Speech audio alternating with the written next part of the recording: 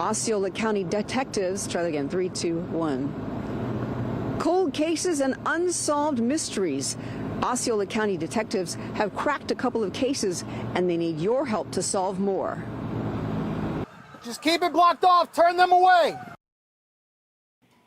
And we're also seeing the moments deputies responded to a small plane crash right near a high school. 2 people were on board at the time. There's an Orlando City election today. Did you know that? Canada. Streaming on clickorlando.com and broadcasting live, you're watching News 6 at 4 p.m. An almost 2-decade-old cold case solved, and it's bringing some closure to a Central Florida family. The Osceola County Sheriff's Office just announced the news, but no arrest. Your Osceola County community correspondent Laverne McGee is live in Osceola County. And Laverne, if the case is solved, why hasn't there been an arrest in this? Well, in this particular case, the detectives are saying that the man they found told them what happened, and they say it was a case of self-defense. But at least it is still bringing some closure to the families. Now, the mother of DeAndre, Nathaniel Wellnitz, is grateful to have answers. She says, of course, it was difficult back on June 24th of 2007. Her 17-year-old son was at a house party in Kissimmee. He was stabbed several times in the chest. Eventually, he died from those wounds. And after months of investigating, the case went cold. And then recently, detectives here at the Osceola County Sheriff's Office, they found a person in Orlando who admitted to being at a party and getting a fight with him. He said he picked up a kitchen knife and used it in self-defense, and they determined the stab wounds were in self-defense. No charges are being filed. 18 years, and an angel appeared, Detective Ruiz, and it was truly an answered prayer for this to be solved. I appreciate the empathy that was shown. And they are saying that they have over 30 more unsolved cases, and they need your help to find out what happened. They're going to be releasing pictures of 6 people that they're hoping that somebody in the public will recognize and have some information on. And we'll have more information on clickorlando.com. Reporting live in Kissimmee, I'm your Osceola County community correspondent, Laverne McGee, News 6. Laverne, thank you. Now to what we are learning about 2 plane crashes just hours apart. One crash landed right near a high school. Another sent a driver on I-95 to the hospital. And we are now getting in new 911 calls and body cam footage of the emergency response for one of those crashes. Anchor Matt Austin joins us now live in studio with more on that. Matt. Well, the first plane went down around 2 o'clock yesterday in DeLand. This was breaking news at 4. It happened on Jacobs Road, not far from DeLand High School. Well, today we got the 911 call from someone who says they saw it all unfold right in front of them. Hello, 911. I'm right here on Plymouth and Jacobs Road. A plane just crashed right here. He just landed right here on Jacobs Road. A plane just crashed. Is he okay, or does he look injured? No, there's people over there. I'm not over there. I'm just calling because I just seen it happen right now. We're also getting a look at some new body cam footage showing Volusia deputies responding to the scene. The pilot and passenger were taken to the hospital. The FAA says engine issues caused that plane to crash.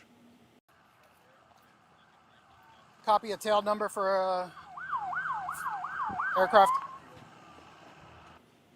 So now we're working to figure out how the 2 people on board are doing today. About 4 hours after that DeLand plane crash, another plane went down during an emergency landing on I-95 in Brevard County. The FAA says this plane also had engine issues.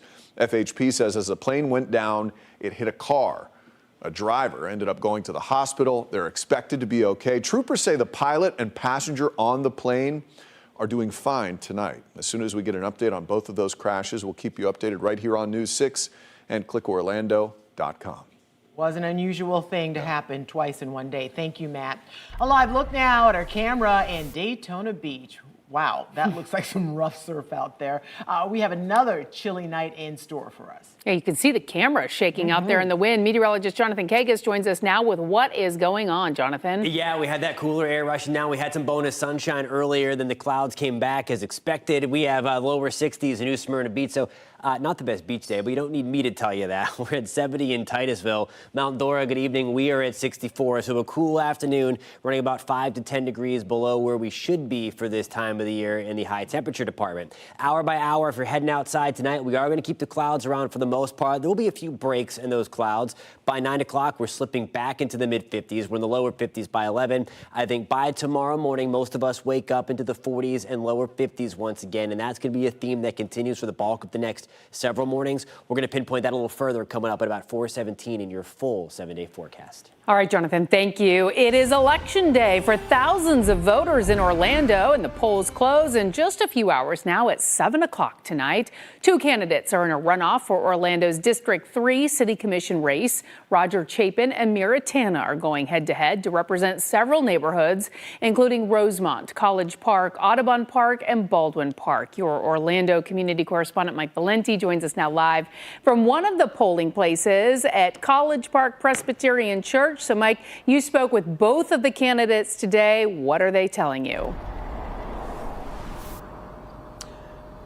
Yeah, Lisa, and as we join you live, you could see behind me voters are going in and out of this polling site at College Park Presbyterian Church. Polls close in just about 3 hours, and the candidates tell us that this election is really going to come down to turnout. Last month, in a crowded field, Mira Tanna and Roger Chapin emerged as the top 2 finishers, but because neither eclipsed 50%, the outcome triggered a runoff. Chapin is the candidate with a bit more name recognition. The businessman is the son of former Orange County Mayor Linda Chapin, while Tanna was more of an unknown before the general election.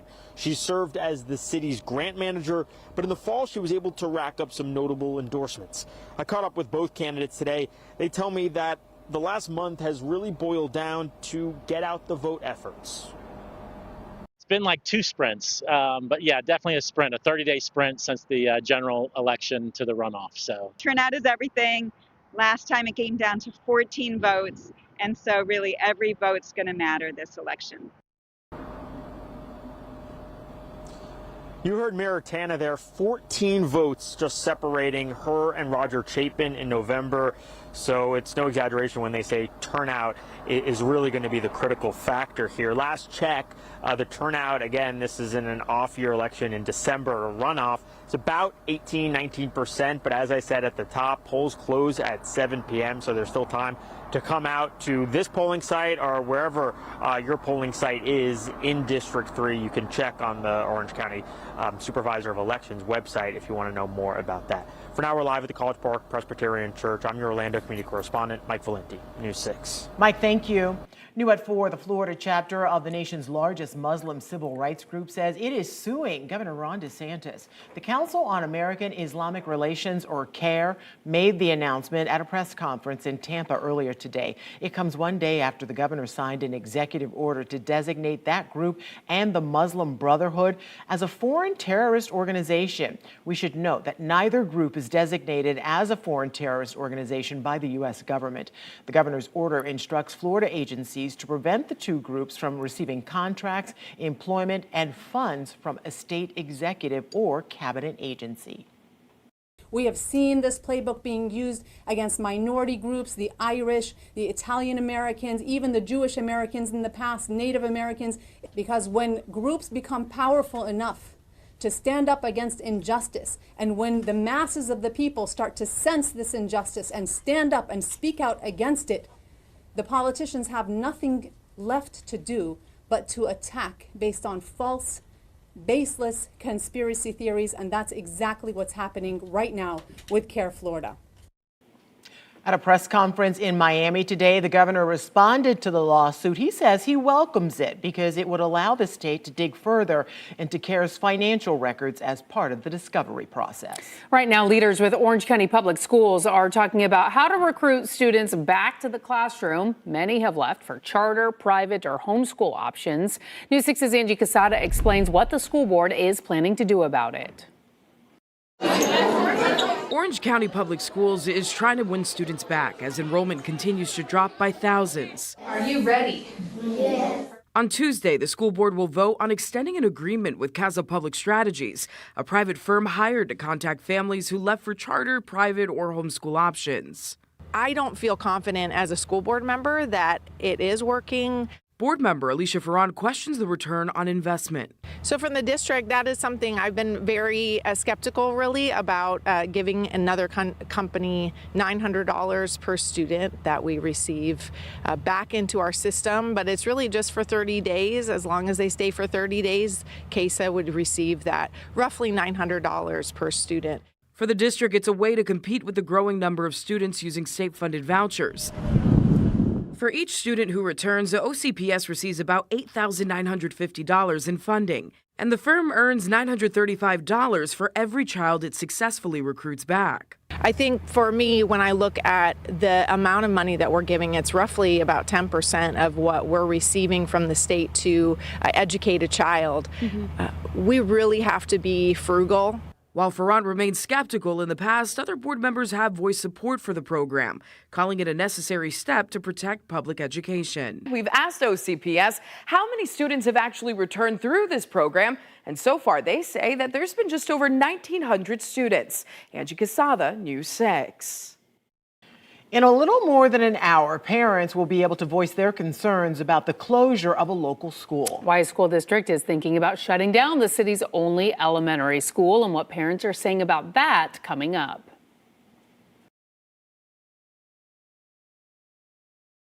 This portion of the news is sponsored by Seminole Hard Rock Hotel and Casino.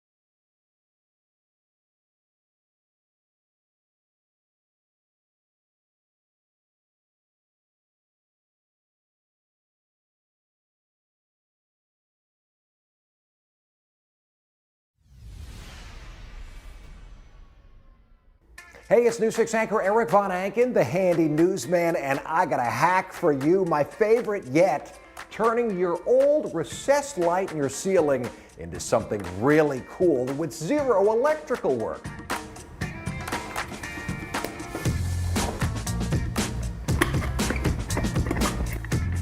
this is the best part of this project. This is the only tool you're going to need for the job.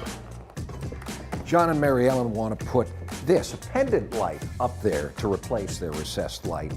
And this is the type that they bought. They were really smart, and for that matter, so was the person who invented this. Look at the end of the lamp. There's no wiring here. This is meant to screw in to your existing bulb socket. It is really that simple. Now, to adjust the height of the lamp, we're going to wind this cord around the handle of the base.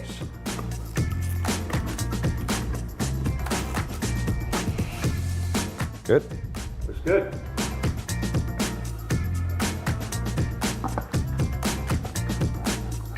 Wow, that is a perfect fit right over the old light trim ring. Now we're going to do the other one.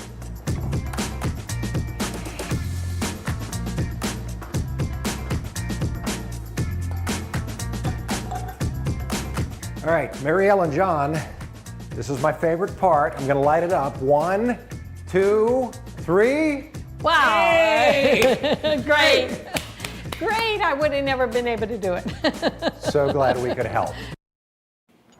All right, let's check out our forecast now with meteorologist Jonathan Kagas. And Jonathan, you said this was going to be the coolest morning or night or day of the week, and it has been that so far. So far, yeah, temperature is getting back to the mid-60s today. I think once we get towards Thursday or Friday, the morning may be a degree or two cooler, but for the afternoon standpoint, today is the coolest afternoon of the bunch, helped out by the resurgence of some of the clouds that we saw through the afternoon. You can stay up to date with the forecast by downloading the free News 6 weather app. If you snap any pictures as well of the gloomy sky, we'd love to see them again. You can upload those photos right there in the app. So you saw the clearing line early across part of Central Florida, and then the clouds came racing back again as expected into the afternoon. We had those higher clouds coming at us from the west, and then if you look closely here off of the Atlantic, because the breeze is out of the northeast, we have the lower level clouds coming in out of the east. So kind of sandwiched in between both wind directions right now, and that is what we get, the end result.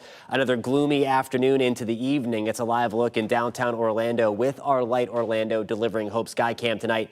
Air temperatures back to the upper 60s. The breeze out of the northeast at about 5 to 10 miles an hour. We're keeping things breezy, especially along the coast, as again we have that front to our south and high pressure trying to build to our north and west. There's 5 o'clock on your Tuesday evening later on tonight, just about an hour from now.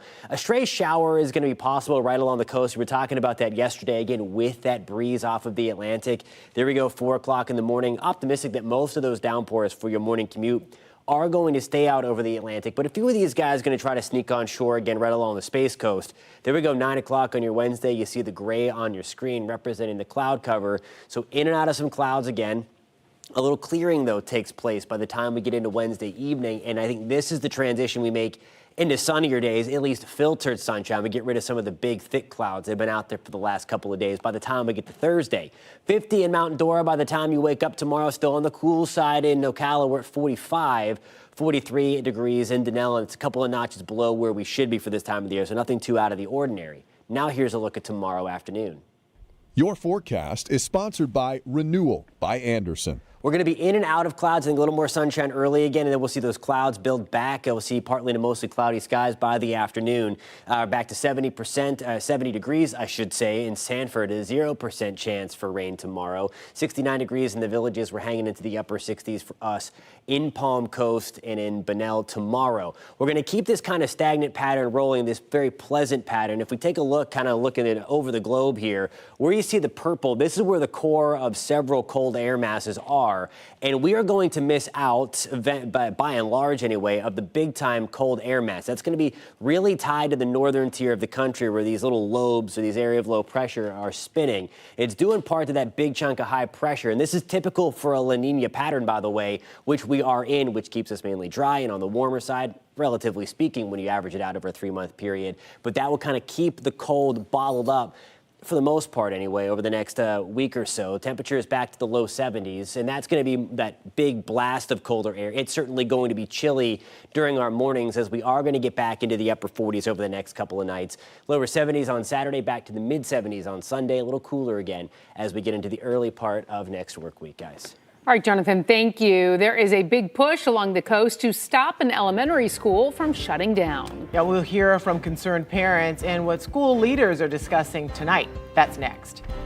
A live look now at downtown Orlando. This is from our Light Orlando Delivering Hope camera. You're watching News 6. We'll be right back. This portion of the news is sponsored by Light Orlando, delivering hope together.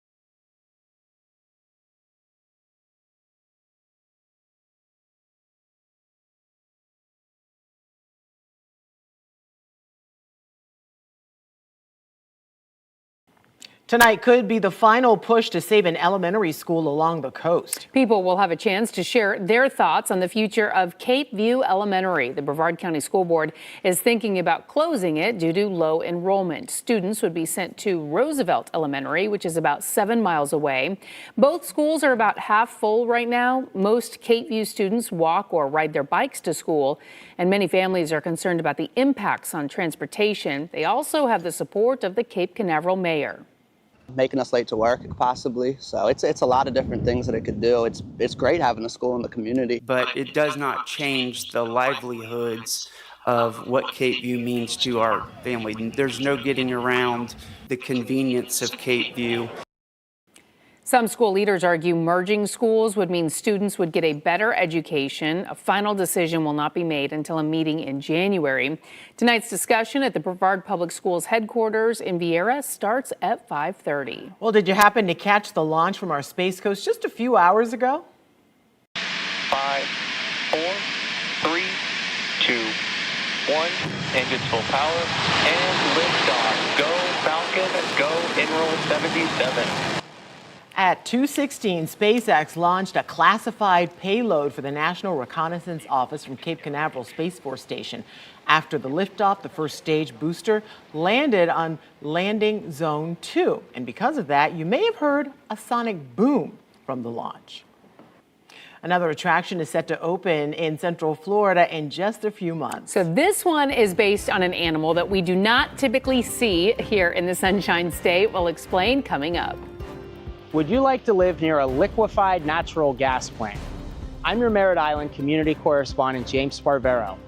I'll tell you what Port Canaveral's considering to help power its record amount of cruise travel and the space industry, too. Coming up. As we take a live look at Port Canaveral, you're watching News 6. We'll be right back.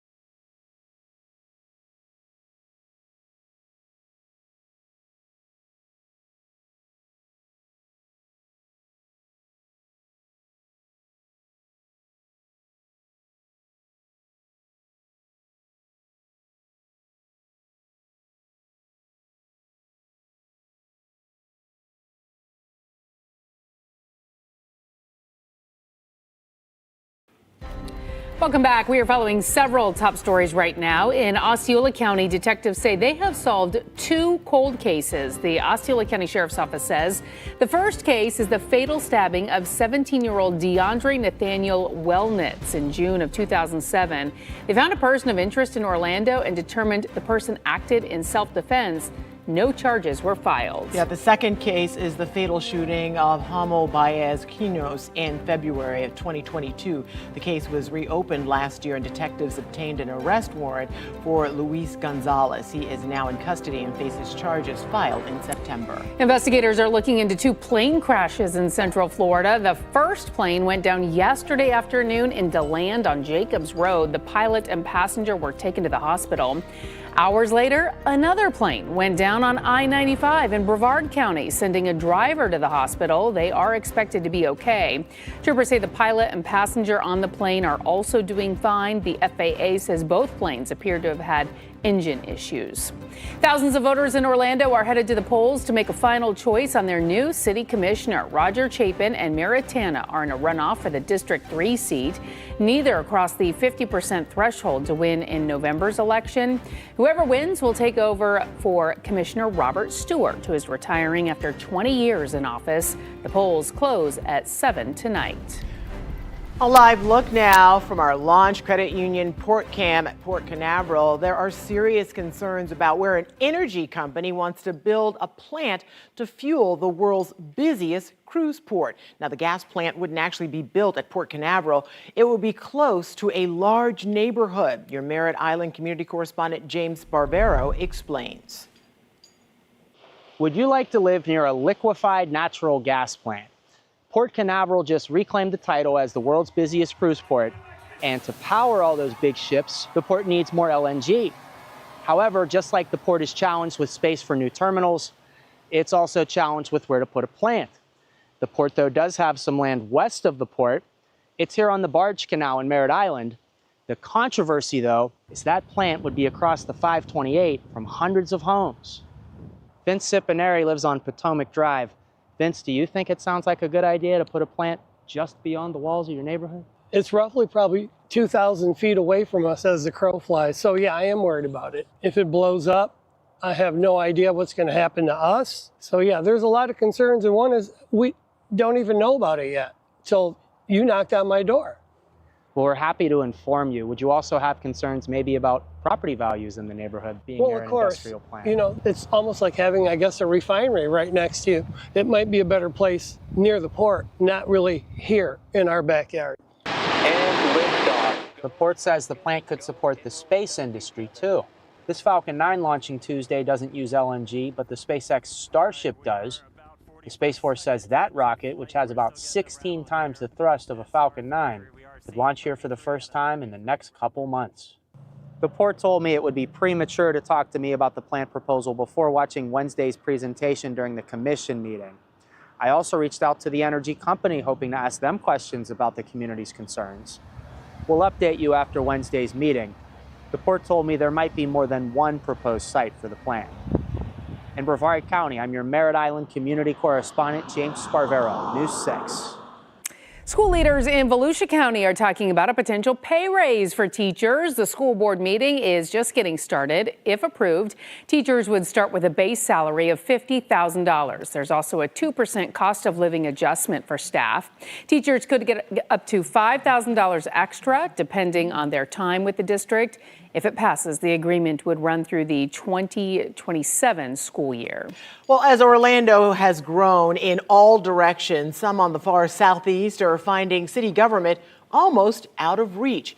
So just check out how far Lake Nona is from downtown Orlando from this map. News 6's Tylisa Hampton discovered there's a new plan that could help ease that burden. Behind me, you can see where the Southeast Community and Government Center will be. And I spoke with Commissioner Jim Gray. He tells me with this community growing and expanding so much that this center, it will be beneficial because it will have a wide array of services, including those government services, which will make it more convenient for people in this area. The southeast part of town has been the fastest growing part of the city. On Tuesday, Commissioner Jim Gray joined Mayor Dyer to highlight just how much the city has invested in supporting that growth. Because of the rapid expansion, the city broke ground last year on the Southeast Community and Government Center, located on Dowden Road, west of Narcoossee Road. The 15,000 square foot building is expected to be complete next year. But it's all about convenience and connecting our residents with the city. With some of the worst traffic congestion in Central Florida along Narcoossee Road, the city hopes the new center will relieve pressure on residents who currently have to travel upwards an hour downtown for government help. With some government services, which is simply permitting, inspections, code enforcement, things that so that folks don't need to always come all the way down to City Hall to do. They can get those there. Another ripple effect of fast-growing communities beyond traffic is the increased demand for safety resources, similar to what West Orange has experienced with new fire stations being planned in Horizon West. For the Southeast, the new center will also establish a police presence. One of the challenges with growth is traffic. So we wanted to provide better response time. So we felt like we needed a police substation there. And this center is expected to be built sometime late of next year. Reporting for News 6, I'm Tylisa Hampton. Tonight, leaders will take a final vote on bringing biking and booze along the coast. We're talking about those pedal pubs you may see in some tourist cities. It's a bunch of friends on a bike drinking and pedaling. Yesterday on News 6 at 4, we told you how New Smyrna Beach city staff and police say they are big, they slow down, and they could be a safety nightmare on Canal and Flagler. That's two of the city's most crowded streets. Leaders say they crawl along, they block lanes, and drivers trying to pass them could cause crashes. Some neighbors suggest a short trial period, but others agree New Smyrna Beach may not be the right place for them. I think they'd be great, but the traffic here is, when it's busy down here, when we're here in the warmer weather, it's really congested. Commissioners vote tonight. A no keeps the pedal pubs out. A yes would put them on designated downtown routes. This evening's meeting starts at 6:30. Another job fair will be held tomorrow in Groveland to help hundreds of Central Floridians who lost their jobs right around the holidays. Just yesterday, a job fair was held at the Orange County Multicultural Center. It was organized in direct response to recent mass layoffs from companies like Kroger and Frito-Lay shutting down operations. A woman affected by that tells News 6's Mark Lehman what's happening at the job fair gives her hope. The people there were very nice, but you could see that things were changing. How difficult is that happening during the holidays? I think it's very disappointing, especially for those people who don't have any source of income. Again, another job fair will be held tomorrow. It will be at the Kroger Fulfillment Center on American Way in Groveland from noon until 6 p.m. Career Source Central Florida says there will be more than 15 employers there dedicated to connecting Kroger employees with career opportunities aligned with their skills and experience. A new hospital is now open in a fast-growing area. Today, there was a grand opening for Advent Health of Mineola. It's right on Hancock Road, close to the Turnpike. The hospital is part of a larger effort to bring health care services close to home for people across Mineola and South Lake County. You've heard about the world-class medical that they're bringing here, but what excites me is the employment center and the employment opportunities that it brings to my community. Now, this is a 204,000 square foot hospital. It has an emergency department, full service imaging, 5 operating suites, and more. The brand new hospital officially opens tomorrow. Well, soon groceries can be delivered to your door within minutes. The delivery service, a drone. How Walmart plans to launch it from a Central Florida city. That's next. Plus, 2 words, Sloth World. We'll tell you all about the new attraction coming to the tourist district. Temperatures on the cooler side today. We're keeping the breeze cranked up as well. We will talk about when we see sunshine in dominant fashion, like this morning, for the entirety of the day, coming up in about 10 minutes. And as we head to break, we want to remind you to check out the primetime schedule on News 6 Plus. We have a new take on the day's news on News 6 tonight. That's at 9. Then go in depth as we answer your weather questions at 9:30. And you can also watch the late news an hour early. It's all tonight on News 6 Plus. Download our streaming app for free. Search WKMG in your smart TV's app store. It's also available on Roku, Apple TV, and Fire TV. This portion of the news is sponsored by Seminole Hard Rock Hotel and Casino.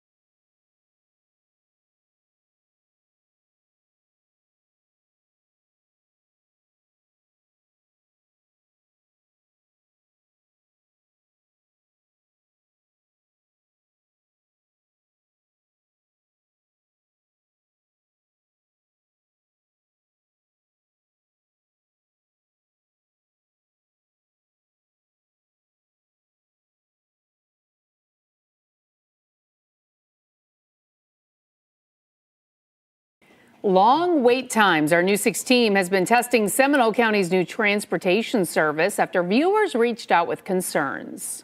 Jeanette has 6 stops before you and will be arriving in 90 to 100 minutes.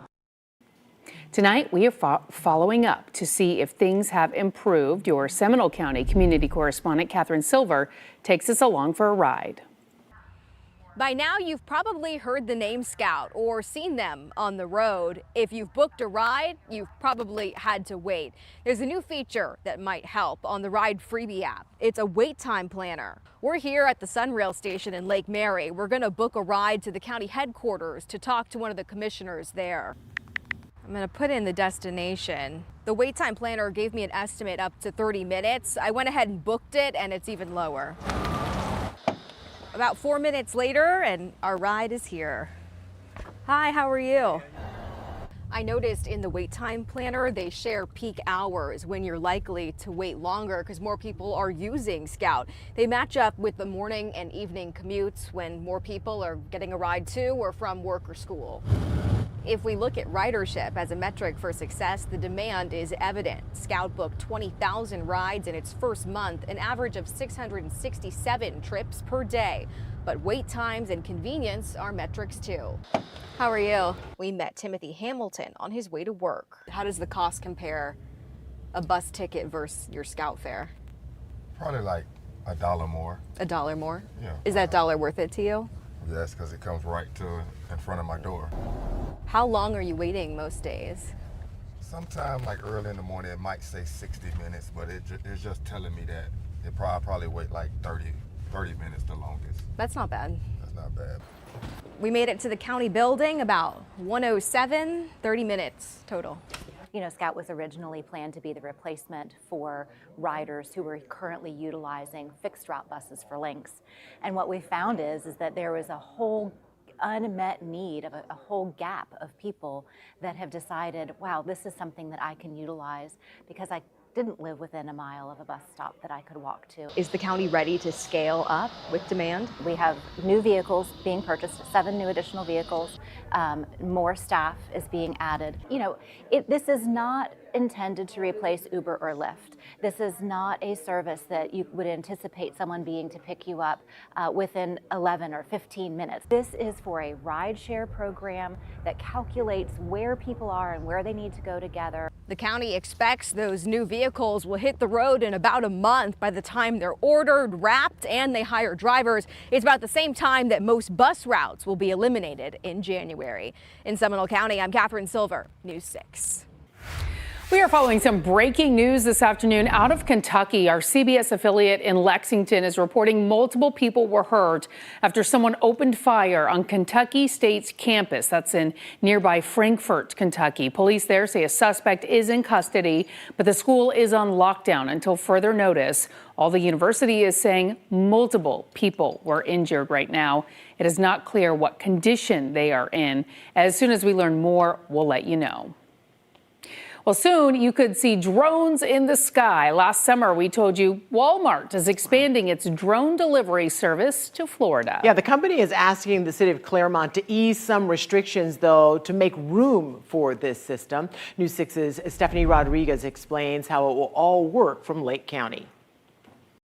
Claremont City Code only allows a 6-foot fence, and Walmart wants an 8-foot one for better security, specifically for the, quote, first fully operational Walmart drone delivery hub in the state of Florida. Feels like the future.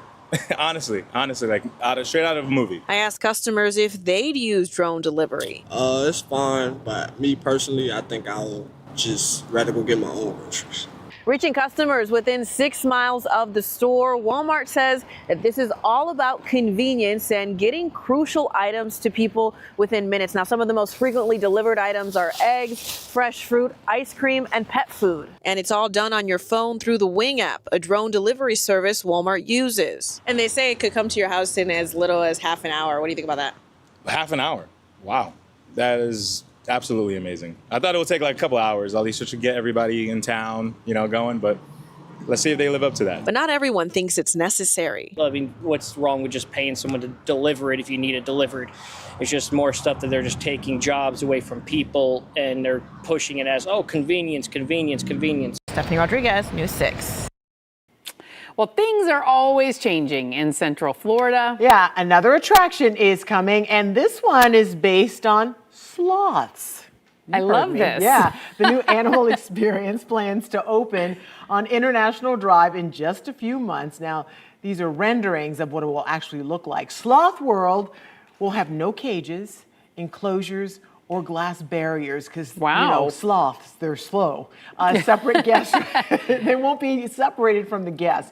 Instead, you'll be able to step directly into the sloth's rainforest-style home. More than 40 sloths will be there, including babies expected to be born on site.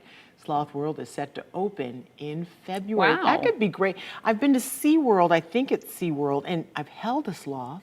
What was that like? It was magical. Really? Yeah, they're really sweet. They're very sweet. Until That's they're amazing. not. Yeah, I was going to say, would they like there being no glass in between the humans Right. and the sloth? I'm sure Exactly. they're not going to feel comfortable Good with question. that. Yeah, exactly. Good question, too, is when the sunshine comes back in full. We had it a little bit this morning, some bonus sunshine, and then the clouds are quick to come back as we got into the early stages of the afternoon. You see the arrows here on your screen. That's the wind direction. We have wind at the surface off of the Atlantic tonight out of the north and east, pumping in some Atlantic moisture, giving us the clouds back. And then we also, in the upper levels of our atmosphere, have the wind out of the west, bringing in clouds from the Gulf. So kind of sandwiched in between. It is breezy, gusting to 21 miles an hour for us in Sanford, 23-mile-per-hour gust. Just reported in New Smyrna Beach, 25-mile-per-hour gust in Daytona. So it is gusty out there. We are going to keep it that way getting into tomorrow as we are waiting for high pressure to settle in overhead. There are the gloomy skies. Again, live look, Port Canaveral with our Launch Credit Union camera this evening.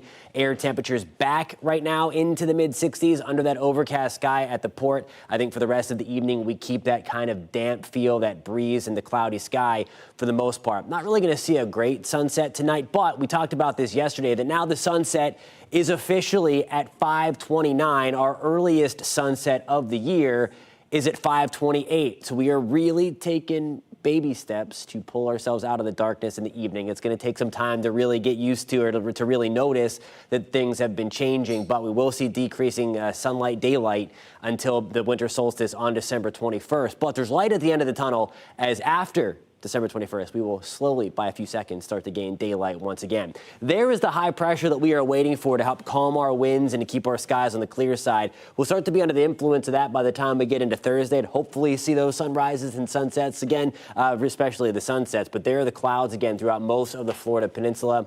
All of the rain hanging out towards Miami, Fort Lauderdale, the Florida Keys, the Florida Straits, and the Bahamas, as the front itself is now hanging out in South Florida. 53 in Jacksonville. You see the lower 50s from Nashville back to Atlanta as we are still watching some of that cooler air trickle in that we will continue to watch settle in over the course of the next several hours. Again, another cool morning coming our way tomorrow. But beyond that, we're keeping things pretty much status quo, just a couple of notches below where we should be for this time of the year. Average high temperatures are into the mid-70s. We'll jump back closer to average by Sunday. And then there's another system early next week to take our temperatures back down to the 60s, and then we bounce back up again. So just a subtle roller coaster ride. Don't see any crazy temperature swings. We will have some cooler air followed by some warmer air. And then as we get into Christmas week, it looks like we may scour out all of the chill altogether. You see, this is the outlook for December 17th through December 23rd, hanging on to the opportunity for some below normal temperatures in the extreme northeast corner of the U.S. But look at the big bullseye red. If you're heading out west, it should be a warm Christmas. Some of that warmth going to start to bleed in this direction, I think, by the time we get toward Christmas Day. High temperatures tomorrow back to the mid-70s. I should say average in the mid-70s. We'll be a few notches below that. We're right around 70 degrees. Increasing sunshine Thursday into Friday. Gorgeous looking weekend coming our way. Low to mid-70s both Saturday and Sunday, guys. Looking good. Thanks, Jonathan. Don't forget to send us your pictures and videos on clickorlando.com/pin. So just check out this pic Daniel posted of his house. This is in Oviedo. In the caption, he put, "All is calm. All is bright." It sure is. That's a pretty picture. And Lisa sent us this picture of a vibrant red cardinal. Not me. Not this, Lisa. No. From the Lake Holden Shores neighborhood. This is near Orlando. I wish I had seen that beautiful Isn't that bird. great? Yes. She wanted to share the pic because she feels as though the bird is a beautiful representation of the joyful Christmas season. I agree with her. It's really nice. Open your camera app, scan the QR code on your screen right now, and click the link. We want to see your weather pictures and videos, or as you just saw, they could also be your beautiful holiday pictures. We would love to share them right here on TV. You can also go to clickorlando.com/pins and upload your pictures and videos that way. Florida law makes it pretty clear that crossing double yellow lines to pass another car is illegal. But there are some exceptions. Our traffic safety expert, Trooper Steve, explains next. All right, you know that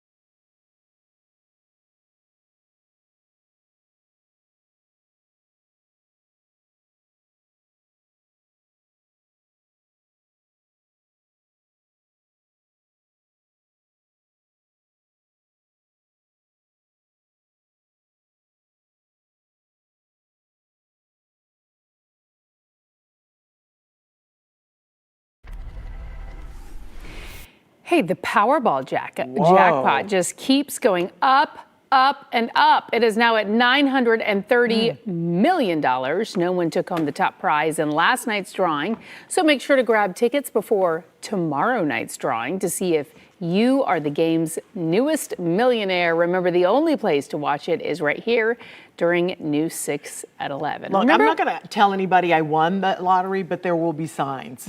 Like I'll have Sloth World at my house. Perhaps. Yes. All right. News 6 at 5 is up next. Anchor Matt Austin is in the newsroom with what's ahead. I know you would show up the very next day, Ginger. You'd definitely be there. Hey, we'll take you live outside a polling location as an important local race wraps up tonight. How your vote could signal what's to come there. Plus, why one community says they don't need the county to provide any important service anymore. How they say they can do it better in this specific way. And the unusual lawsuit a cruise ship company is taking after a passenger died right there on board the ship. And your forecast is only minutes away. It is looking dark and stormy off the coast right now. Don't forget, you can stream all of our live cameras like this look at Daytona Beach for free anytime on News 6 Plus. And after the break, our meteorologists will tell you if any of this is headed to your house.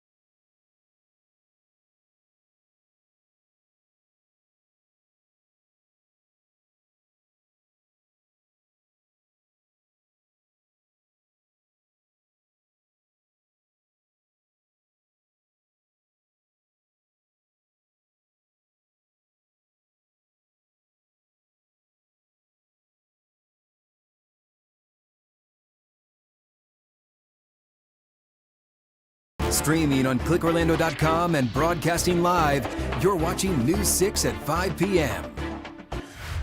We are following breaking news out of Kentucky right now. In the last 30 minutes, we have learned that one person has died and another is badly hurt after a shooting on Kentucky State University's campus. That's in nearby Frankfort, Kentucky. The police department there says a suspect is in custody, but the school is on lockdown until further notice. We are closely monitoring this situation. We'll bring you the most updated information as soon as it comes into our newsroom. You can also scan the QR code on your screen to learn more about how to download our News 6 app and turn on breaking news alerts. The app is free in your app store. Just search WKMG.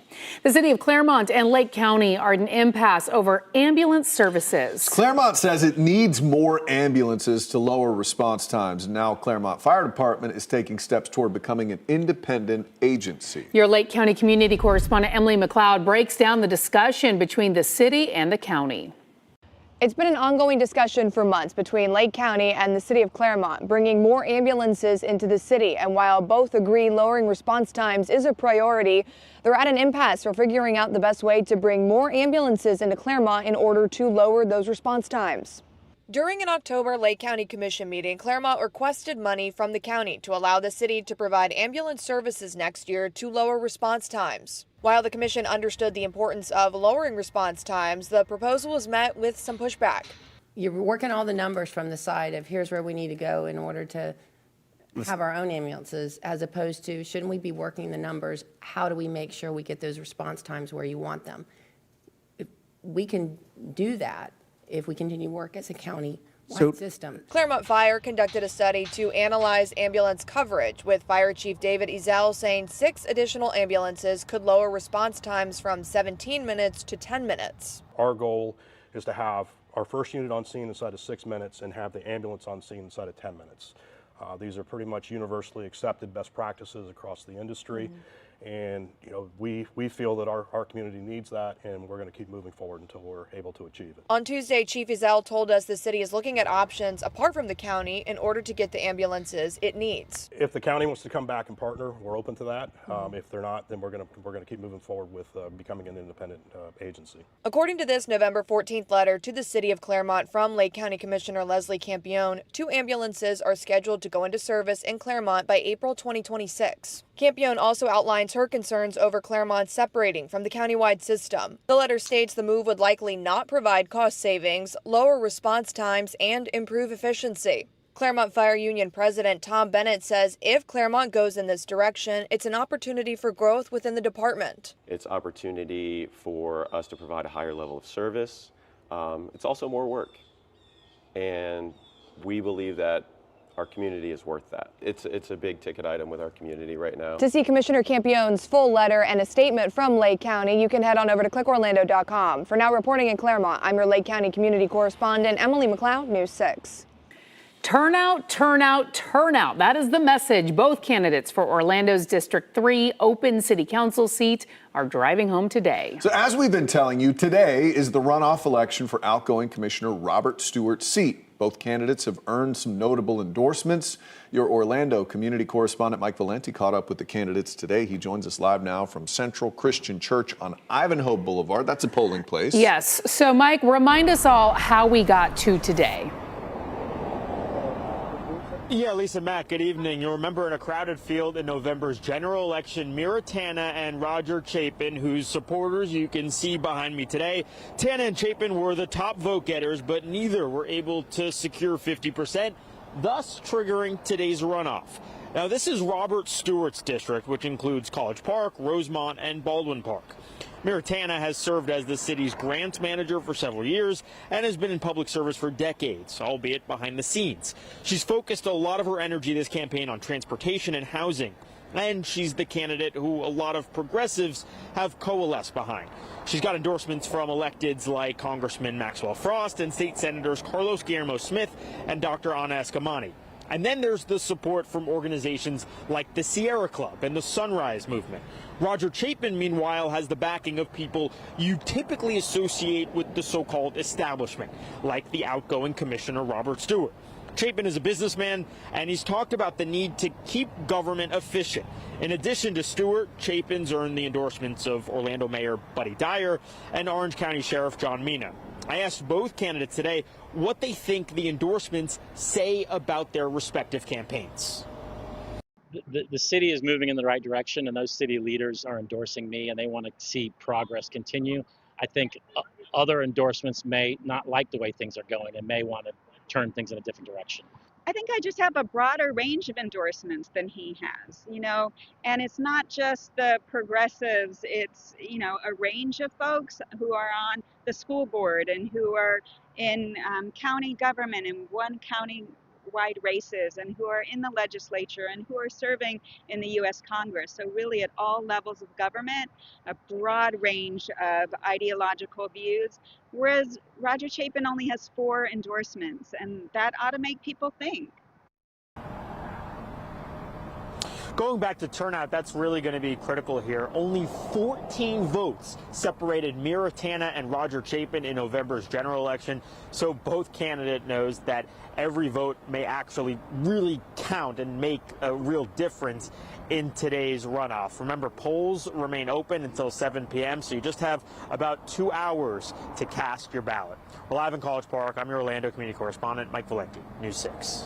Mike, thank you. Investigators in Marion County are fearing the worst, arresting a man on multiple child porn charges. 34-year-old David Priesing was arrested Monday on charges of possession of child porn and use of a computer to seduce a child. Last month, a girl called investigators saying Priesing was looking at illegal images and learned he was messaging kids using her photos. Detectives say he admitted to viewing, soliciting, and downloading abusive material. He's now in jail on no bond. Because Priesing was a foster parent, detectives fear there could be some more victims out there. So if you or someone you know was a victim, call the number on your screen. The number is also on our website, clickorlando.com. Well, it is beginning to look and feel a lot like Christmas, at least for Florida standards, yes. No snowstorms or anything, but meteorologist Jonathan Kegas is following another cool down for us tonight. Yeah, we're going to continue to watch the cooler air trickle down into Florida. The front itself came through yesterday, of course, to give us that cooler morning that we woke up to this morning. Right now, the clouds back in play, and I think we keep them for the remainder of the evening. We'll try to break up a few by the time we get into the morning. We're waiting on this big chunk of high pressure that's kind of skirting the North Gulf Coast. It's going to help to clear us out eventually, really, as we get into Thursday. I think we'll have that sun-cloud mixture again tomorrow, but that will also help to bring down our winds, which remain gusty tonight out of the north and east. You see gusts on the coast anywhere from 20 to 25 miles an hour, about 15 to 20 miles an hour inland. And again, we're going to keep that breeze through the evening. As temperatures slip back into the mid-50s by 9 o'clock, lower 50s by 1. We'll wake up a little cooler than that. We will break down that forecast and the 7-day forecast at about 5:17, guys. A plane just crashed right here. We are learning more about a pair of plane crashes that interrupted rush hour traffic yesterday. The Volusia County Sheriff's Office sent us body cam video of the moments deputies arrived in DeLand at Jacobs Road near Plymouth Avenue near DeLand High School around 2 yesterday afternoon. 2 people were taken to the hospital. We know at least one of them was seriously hurt. The FAA says engine issues are to blame. The FAA says engine issues are also behind this crash in Merritt Island on I-95 around 5:45 last night. Neither person on board was hurt, but a woman on the ground was taken to the hospital after the plane hit her car. She is expected to be okay. A lockdown lifted at a Central Florida school after a safety system thought a student's musical instrument was a gun. Oviedo police were called to Lawton Childs Middle School this morning. The school's AI safety system pinged a student who was apparently carrying a clarinet like a rifle, and they issued a code red. It was cleared after police learned there was no threat. In a statement, the school's principal said, quote, "I'd like to ask you to speak with your student about the dangers of pretending to have a weapon on a school campus." President Trump is headed to Pennsylvania to deliver a speech about the economy and affordability. The president, who last week called affordability concerns a, quote, con job and a Democratic hoax, is trying to shift the blame for higher prices. This comes after the White House announced a $12 billion bailout for farmers impacted by President Trump's tariff policies. CBS News' Erica Brown has the details. President Trump is expected to address the key issue of affordability, a growing concern for Americans, at a rally Tuesday in Pennsylvania. The president's trip comes as many Americans face economic uncertainties and struggle with higher prices. At the White House Monday, Trump unveiled a $12 billion aid package for farmers impacted by his tariff policy and placed blame on the Biden administration for higher prices. We brought prices way down from what it was. We inherited high prices. We inherited the biggest inflation in the history of our country. That means prices going up.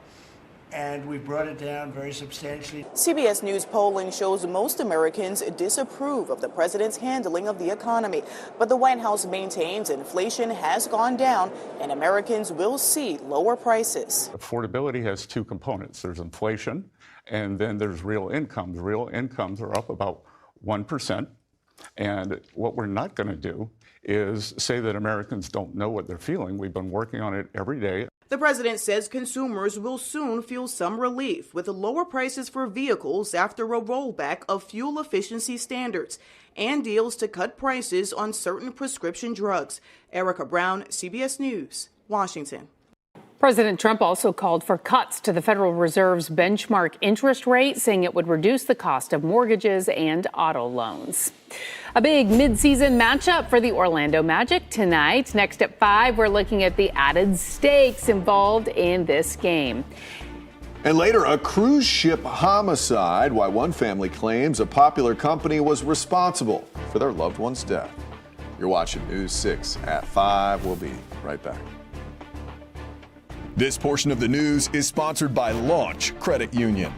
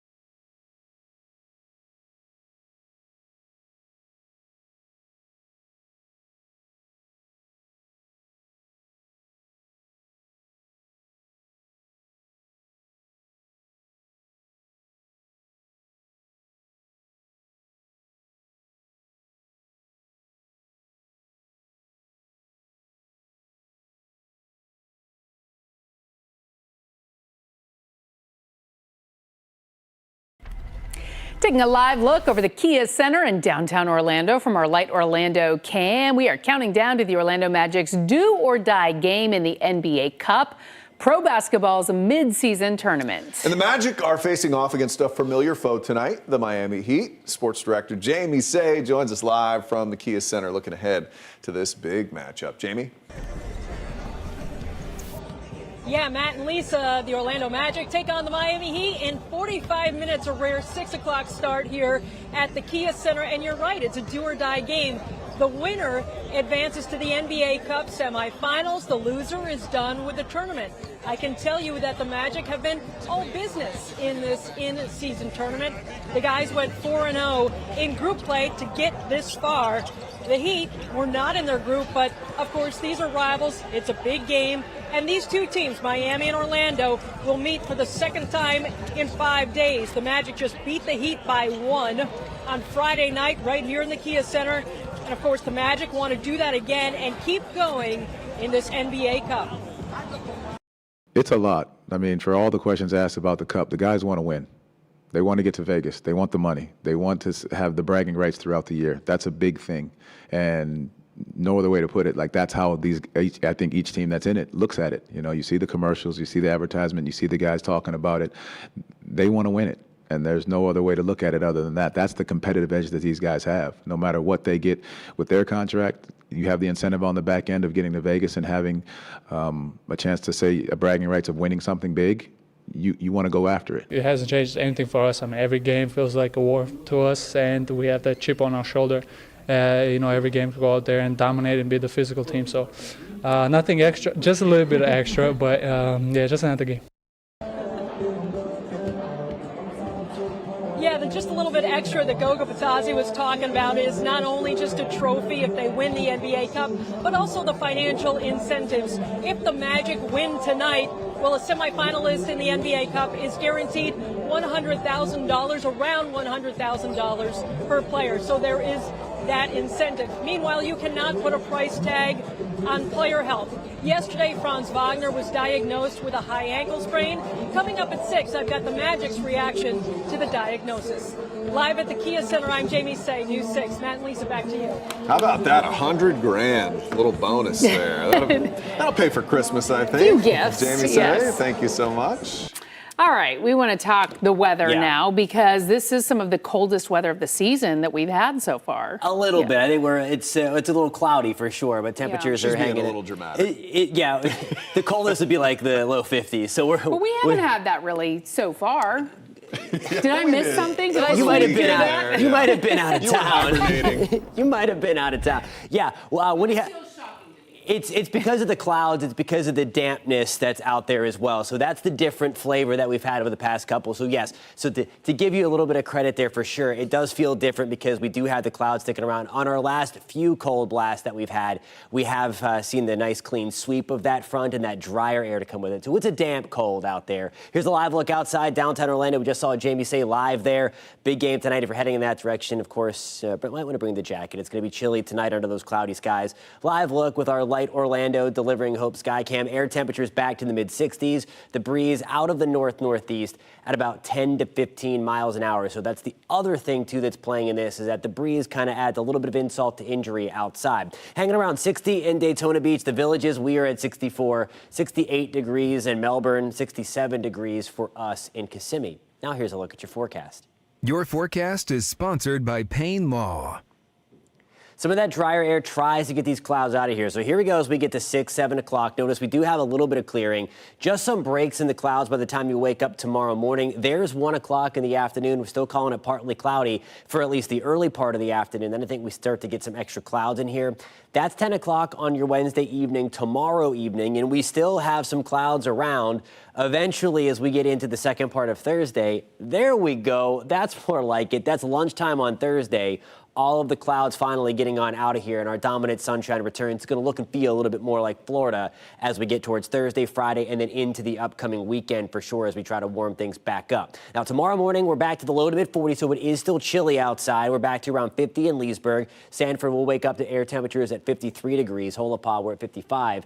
Melbourne, we're going to start our day into the lower 60s tomorrow. For us in Ocala, here's a little bit of a roller coaster ride for us. Again, we're back to the middle to upper 40s. That's kind of right where we should be for this time of the year, maybe a few notches below our average temperature. A little cooler, though, as we get into Friday morning. I think that's going to be the coolest morning for everybody across Central Florida, but one of the cooler spots is going to be us in Ocala as we're hanging around 40 degrees. And then we're going to gradually bump things back up again in the temperature department as we get into the early part of the weekend, or the latter part of the weekend, early part of next work week. As far as tomorrow goes, we're back to around 70 in Mount Dora and Sanford, hanging around 70 in Wildwood and in Leesburg as well. Rain chances at 0%. There's our sunshine. It's coming back in dominant fashion. As we get back to Thursday, we're in the lower 70s on Thursday afternoon, staying in the low 70s on Friday with just a few passing clouds. We'll warm things up a little bit by the back half of your weekend. We're topping out at 74 degrees. And then a little shot of some cooler air arrives again early next work week. We're at 71 on Monday, and then we will fall back into the mid-60s. And those pesky, stubborn clouds, guys, roll back in on your Tuesday. All right. Pretty good looking week, though, there. Thank you, Jonathan. A new lawsuit filed against a cruise company is begging the question, who is at fault when a passenger has been overserved? The back and forth coming up after the break. Your Tuesday evening traffic alert. Look, with good weather, a lot of construction, but we kind of need this right now. So just make sure you're paying attention overnight, north and southbound Florida Turnpike. We'll see some lane closures there, and also out here at Champions Gate, not necessarily on I-4, but east and westbound on the main line of Champions Gate. So caution there. And then out by the airport, we've been seeing these daytime and nighttime lane closures on 528 right there by Goldenrod. I'm Trooper Steve with the News 6 traffic alert. Drive safely. I'll catch you in the morning.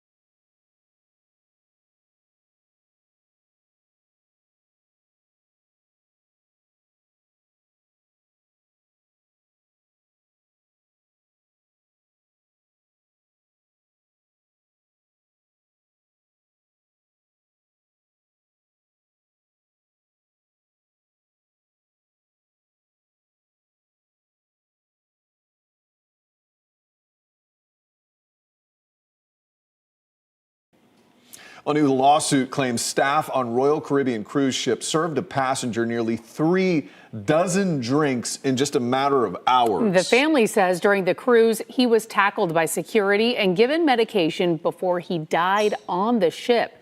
As CBS's Christian Benavides explains, his family is now accusing the company of negligence. One of the world's biggest cruise lines is facing new allegations of negligence. In a new lawsuit, the family of Michael Virgil, who died on board a Royal Caribbean ship last December, alleges the cruise served him at least 33 alcoholic beverages while the family was waiting for their room to be ready. Kevin Haynes represents Virgil's family. It stands to reason that he was demonstrably and obviously intoxicated, and yet Royal Caribbean kept pouring the drinks. According to the lawsuit, Virgil then tried to find his fiancée and their 7-year-old son while intoxicated, but got lost and became agitated. The family claims cruise security tackled him to the ground, stood on his body with full body weight, administered a sedative, and used multiple cans of pepper spray to subdue him. Virgil died hours later. An autopsy determined his death was a homicide, due in part to mechanical asphyxia and alcohol intoxication. So it never should have gotten to the point where he was so intoxicated that he was wandering around the vessel looking for his family. In fact, his family has consistently said since day one, this is very out of character for him. They refer to him as the gentle giant in his household. In a statement, Royal Caribbean said, "We were saddened by the passing of one of our guests, worked with authorities on their investigation, and will refrain from commenting any further pending litigation." Maritime attorney Michael Winkleman. Of course, every single passenger that goes on there also has a duty to drink responsibility, so that cuts both ways. But assuming this gentleman was served 33 drinks in a period of a couple hours, that's in dramatic derivation of well-established protocols across the cruise ship industry. Cristian Benavides, CBS News. Well, investigators in Osceola County say they have gotten to the bottom of 2 cold cases. Yeah, we're going to tell you how they got them solved. Plus, with bus service set to be suspended in a matter of weeks, we're looking at how the system replacing it is working so far. And later, how one area is looking to make accessing services easier for residents. And here's a live look at Daytona Beach. You're watching News 6 on a gloomy one off the shore, but a beautiful day overall in Central Florida. Keep it here. We'll be right back.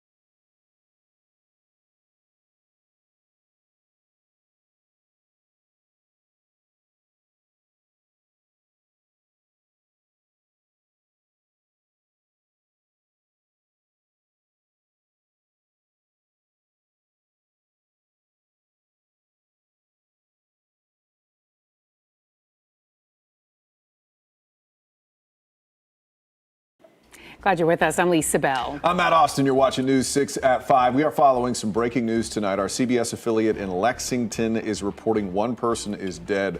Multiple people were hurt after somebody opened fire on Kentucky State's campus in nearby Frankfort, Kentucky. A suspect is in custody, but the school is on lockdown until further notice. All the university is saying is multiple people were hurt. Conditions have not been released. 14 votes. That's all that separated Roger Chapin and Mira Tanna the last time they faced off. Tonight, one will win in Orlando's City Commission District 3 race and claim the seat on the Orlando City Council, with polls set to close in less than 2 hours. Deputies in Marion County have arrested a foster parent on multiple child porn charges. David Precinct is now being held on no bond. Because Precinct was a foster parent, deputies fear there could be more victims. If you or someone you know was a victim, you're asked to call the Marion County Sheriff's Office. Well, unsolved mysteries and cold cases are being cracked by Osceola County Sheriff's detectives. Some are decades old, bringing closure to families who are desperate for answers. Your Osceola County community correspondent Laverne McGee is live at the Sheriff's Office tonight. So, Laverne, this is the second cold case deputies have solved recently. It is, Matt. It has been months of recent investigations to try and solve these cold cases. The first case involved DeAndre Nathaniel Wellnitz, who was stabbed to death at a house party in 2007. After years of searching, detectives found a person in Orlando who admitted he was at the party and got in a fight with Wellnitz, saying he picked up a kitchen knife and used it in self-defense, and no charges are being filed. Now, the other case is 23-year-old Jamil Baez Quinones. He was shot several times in February of 2022. After the case was reopened last year, deputies arrested Luis Elovar Gonzalez, who was located with the help of U.S. Marshals. He was booked into the Osceola County Jail. And Osceola County Sheriff Chris Blackman says he needs the public's help to crack more cases. We have 6 faces up of the 32 remaining cases we have open. With those cases, we've asked anybody, if you recognize any of these people in there, have any tips or information about the folks on the screen, to please contact Crime Line and provide us any tips or information so we can try to resolve those cases. And they also tell me that they are getting assistance from other agencies such as FDLE and the State Attorney's Office. Reporting live in Kissimmee, I'm your Osceola County Community Correspondent Laverne McGee, News 6. Laverne, thank you. Taking a live look at downtown Daytona Beach, where earlier this year we told you the city added more security. And now the program is up for expansion. Daytona Beach city leaders are discussing whether to expand security patrols from downtown to the beach. The push for more security comes after months of feedback from businesses and board members. The board will decide between 2 potential plans: golf cart patrols for about $135,000 a year, or vehicle patrols for $148,000 a year, both running 6 days a week, 16 hours a day. It would be wonderful if I did not have to kick out homeless people out of our business when we're open. We don't like doing that. We have fed the homeless before, to-go boxes and so forth. But a lot of these homeless people are mentally challenged, and they don't understand or respect. The board is also waiting for a price estimate on hiring a detailed police officer. Well, our News 6 team has been testing Seminole County's new transportation service after viewers reached out with some concerns. And tonight we are following up to see if things have improved. Your Seminole County community correspondent Catherine Silver takes us along for another ride. By now, you've probably heard the name Scout or seen them on the road. If you've booked a ride, you've probably had to wait. There's a new feature that might help on the Ride Freebie app. It's a wait time planner. We're here at the Sunrail station in Lake Mary. We're going to book a ride to the county headquarters to talk to one of the commissioners there. I'm going to put in the destination. The wait time planner gave me an estimate up to 30 minutes. I went ahead and booked it, and it's even lower. About 4 minutes later, and our ride is here. Hi, how are you? I noticed in the wait time planner, they share peak hours when you're likely to wait longer because more people are using Scout. They match up with the morning and evening commutes when more people are getting a ride to or from work or school. Looking at ridership, there is demand. Scout booked 20,000 rides in its first month, an average of 667 trips a day. But what about wait times? How are you? We met Timothy Hamilton on his way to work. How does the cost compare, a bus ticket versus your Scout fare? Probably like $1 more. $1 more? Yeah. Is that dollar worth it to you? Yes, because it comes right in front of my door. How long are you waiting most days? Sometime like early in the morning, it might say 60 minutes, but it's just telling me that it probably wait like 30 minutes the longest. That's not bad. That's not bad. We made it to the county building about 1:07, 30 minutes total. You know, Scout was originally planned to be the replacement for riders who were currently utilizing fixed route buses for Lynx. And what we found is that there was a whole gap of people that have decided, wow, this is something that I can utilize.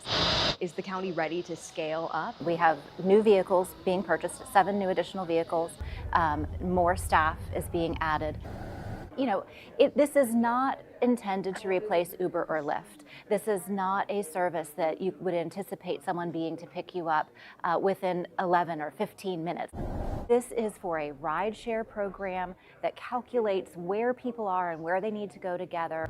The county expects those new vehicles will hit the road in about a month. By the time they're ordered, wrapped, and they hire drivers, it's about the same time that most bus routes will be eliminated in January. In Seminole County, I'm Catherine Silver, News 6. A project years in the making is now complete. News 6 was there 2 years ago when crews broke ground on the new hospital in Mineola. At the time, it was just pictures and piles of dirt. Now those images are a reality. This is Advent Health's newest hospital. The $271 million investment comes as Mineola sees an explosion of growth. We got to tour the 4-story building, which includes 80 beds, an emergency department, full-service imaging, 5 operation suites, and labs. Advent Health says the hospital will serve as a beacon of hope and healing. Hospitals, as a mayor, is one of the pillars of the community that drives people and residents to come here. They want to know what their health care is going to be like and where their kids are going to go to school. This year we were fortunate to open up a school, and now we actually have a phenomenal health care facility for my residents. And from now on out, sky's the limit for the city of Mineola. This community deserves a vibrant hospital that matches its spirit. You know, a number of Southlake County residents leave this area every single day when they need a hospital stay. And after tomorrow, when we open our doors to this community, that will begin to change. This marks the first hospital in the city of Mineola. It will employ about 500 people. It opens to patients and guests tomorrow morning. To Capitol Hill tonight, where a Senate committee heard about predators targeting and manipulating kids online. Senators have introduced legislation making it a federal crime to coerce children into physically harming themselves, others, or animals. Among those who testified, a woman who said her 17-year-old son killed himself after becoming the victim of sextortion. Anonymous attackers threatened him, demanding money, and told him to kill himself. I don't care what it is, you speak up, you say something, you stand up for yourself, because we can make sure that we have your back no matter what. I would give anything to have my son back. And if they have to learn, if they have to see James' face, if they have to see my tears, I'm going to make sure that it happens. If it means that I can save your grandchildren, I'm going to do it.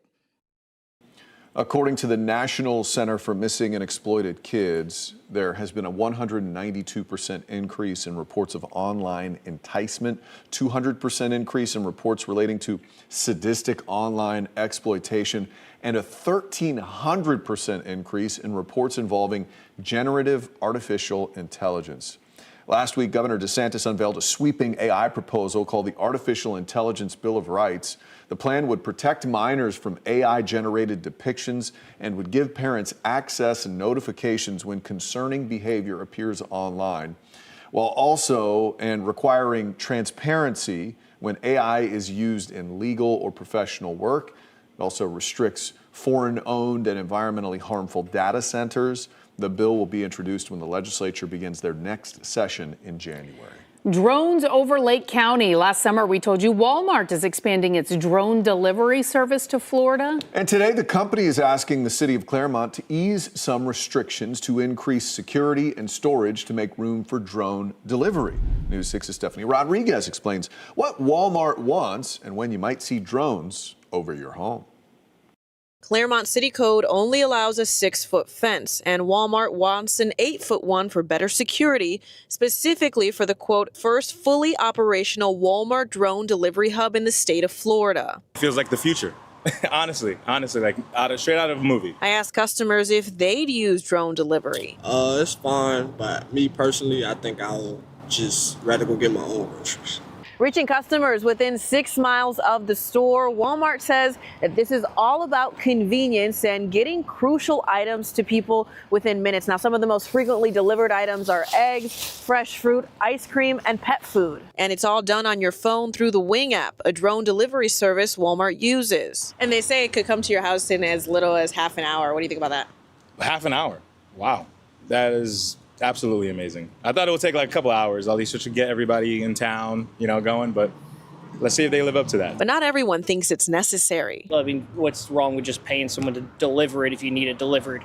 It's just more stuff that they're just taking jobs away from people, and they're pushing it as, oh, convenience, convenience, convenience. Stephanie Rodriguez, News 6. Walmart is still looking at potential locations, and the company is talking with other local governments across Central Florida as a part of the expansion process takes place. Well, from just south of Apopka to the Osceola County line, the area making up the city of Orlando is pretty massive. And if you live in one of those farther out areas, it can be hard to access resources at times. After the break, how one community is looking to make access to some of those services easier. Jonathan. Cool afternoon, cool night on tap. We're going to keep the clouds hanging around for your evening. We'll talk about when sunshine returns in full force for the entirety of the day in a few minutes. Your favorite AI apps run on massive data centers, but some communities say they're paying the price for your convenience. From soaring power bills to problems with their water, people are frustrated, and leadership in Florida has a plan to push back. I'm Jonathan Mari. I'll have that story coming up. This portion of the news is sponsored by Shark Coatings.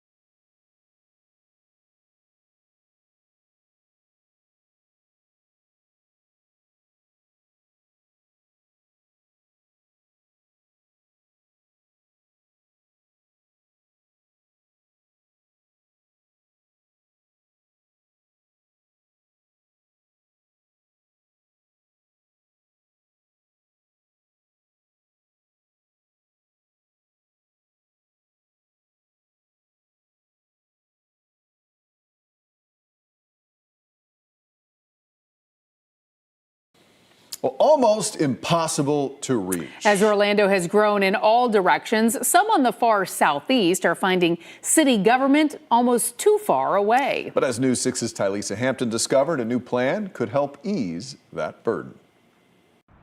Behind me, you can see where the Southeast Community and Government Center will be. And I spoke with Commissioner Jim Gray. He tells me with this community growing and expanding so much that this center, it will be beneficial because it will have a wide array of services, including those government services, which will make it more convenient for people in this area. The southeast part of town has been the fastest growing part of the city. On Tuesday, Commissioner Jim Gray joined Mayor Dyer to highlight just how much the city has invested in supporting that growth. Because of the rapid expansion, the city broke ground last year on the Southeast Community and Government Center, located on Dowden Road, west of Narcoossee Road. The 15,000 square foot building is expected to be complete next year. But it's all about convenience and connecting our residents with the city. With some of the worst traffic congestion in Central Florida along Narcoossee Road, the city hopes the new center will relieve pressure on residents who currently have to travel upwards an hour downtown for government help. With some government services, which is simply permitting, inspections, code enforcement, things that so that folks don't need to always come all the way down to City Hall to do. They can get those there. Another ripple effect of fast-growing communities beyond traffic is the increased demand for safety resources, similar to what West Orange has experienced with new fire stations being planned in Horizon West.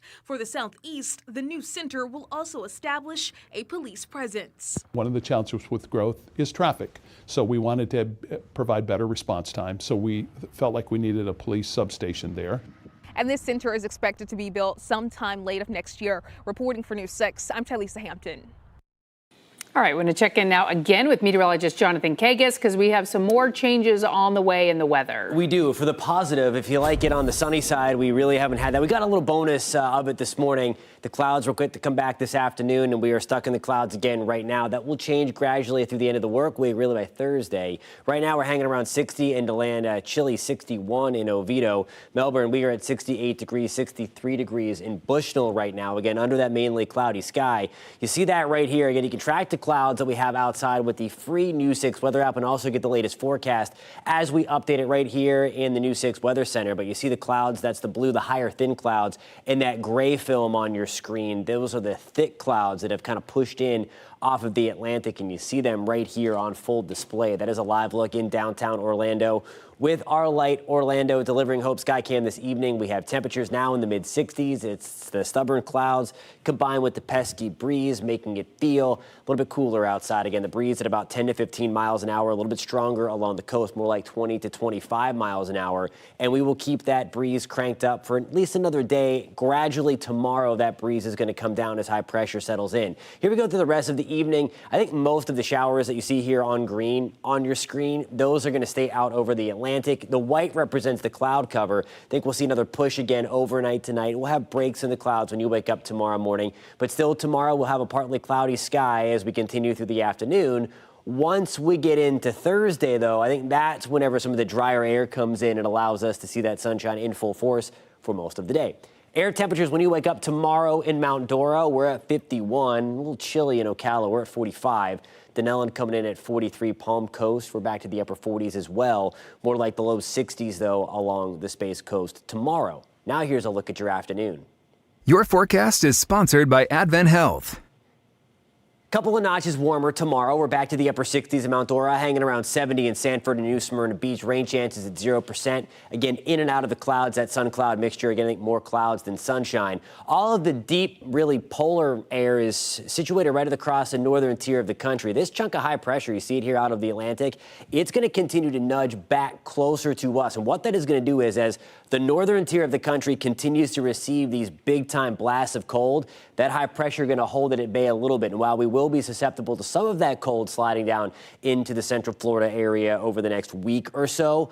The core of it, I don't think ever makes it down here. So still, I don't think the chill that is coming is going to rival some of the cool that we have had over the past couple of weeks or so. We're at 71 on Thursday. We're at 73 degrees on Friday. Note that we are starting off cool, certainly not frigid. Back to the upper 40s for us on Thursday morning and Friday morning. And then we climb into the mid to upper 70s by Sunday just to cool back down again. That's one of those rounds of chilly air coming back as we get into the early stages of next work week, guys. All right, Jonathan, thank you. A few minutes ago, we talked about efforts to protect people from artificial intelligence's growing impacts. After the break, we're looking at the potential impacts expanding capabilities on your wallet. Coming up in the morning, coping with holiday stress. A new report is showing that Americans are feeling more anxious this year, what you can do to try to keep things under control. Plus, a plan to bring even more mega cruise ships to Central Florida. We'll see you for News 6 Mornings starting at 6. Try out the all-new primetime schedule on News 6 Plus. Ginger and I have a new take on the day's news on News 6 tonight. That's at 9. Go in-depth as we answer your weather questions with meteorologist Jonathan Kegas at 9:30. Then watch the late news an hour early. It's all tonight on News 6 Plus. And you can download our streaming app for free. Just search WKMG in your smart TV's app store. It's also available on Roku, Apple TV, and Fire TV.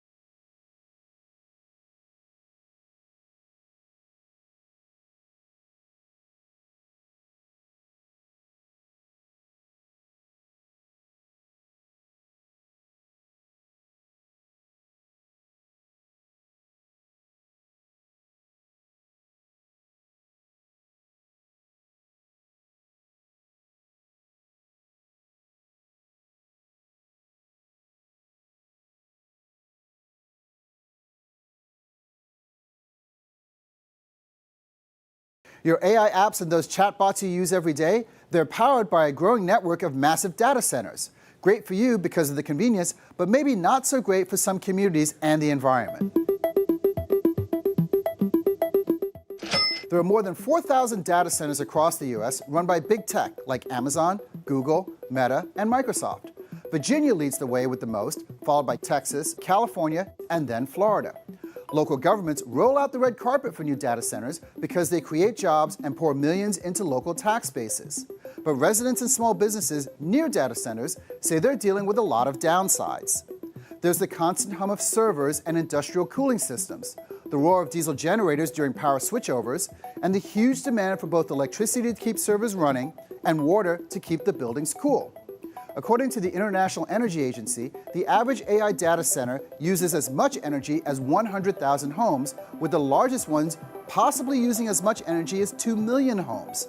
Pew Research says data centers now use about 4% of all U.S. electricity, a number expected to more than double by 2030. In many parts of the country, data centers have subsidized rates for utilities. Any excess costs are absorbed by other ratepayers, which are driving up monthly bills. Bloomberg estimates electricity costs have risen more than 267% in the last 5 years in communities near large data centers. But now, Florida is pushing back. Governor Ron DeSantis is proposing an AI Bill of Rights that would block utilities from shifting discounted power and water costs onto homeowners and small businesses, as well as limit state tax breaks. He also wants to give local governments the power to reject new AI data centers altogether. The overall goal is to protect communities from what he calls hidden cost of the AI boom. But with more than 100 data centers already in Florida and more on the way, critics ask whether these changes are too little too late, as the essentials needed to run data centers continue to drive up rates. For Dollars and Cents, I'm Donovan Myrie. Ginger Gadsden is in the newsroom with what we are working on for News 6 at 6. Yeah, there's about an hour left in an important runoff election in the city of Orlando. We're taking one last check at the candidates as time runs out on this District 3 runoff election in Orlando. Plus, the concerns from neighbors as a gas plant is in the works, possibly in Merritt Island. We'll hear from them next. And a live look at downtown Orlando. This is from our Light Orlando Delivering Hope camera. Meteorologist Jonathan Kagas will be up shortly with a look at your extended forecast. This is News 6. We'll be right back.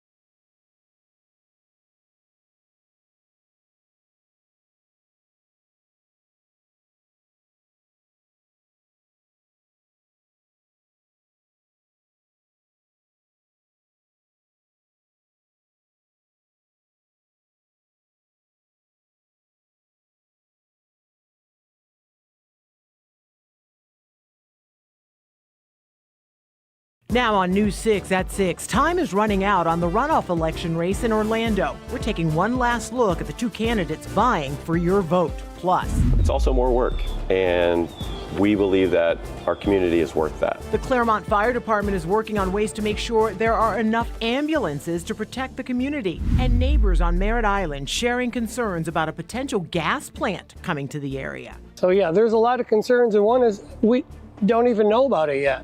So you knocked on my door. When town leaders could make a decision. News 6 at 6 starts now. We begin with some breaking news out of Kentucky. New at this hour, one person is dead and another is seriously hurt after a shooting on the campus of Kentucky State University in Frankfort. Police say there is a suspect now in custody, but the campus remains on lockdown until further notice. We're monitoring this situation closely and we'll bring you any new information as soon as it comes into our newsroom.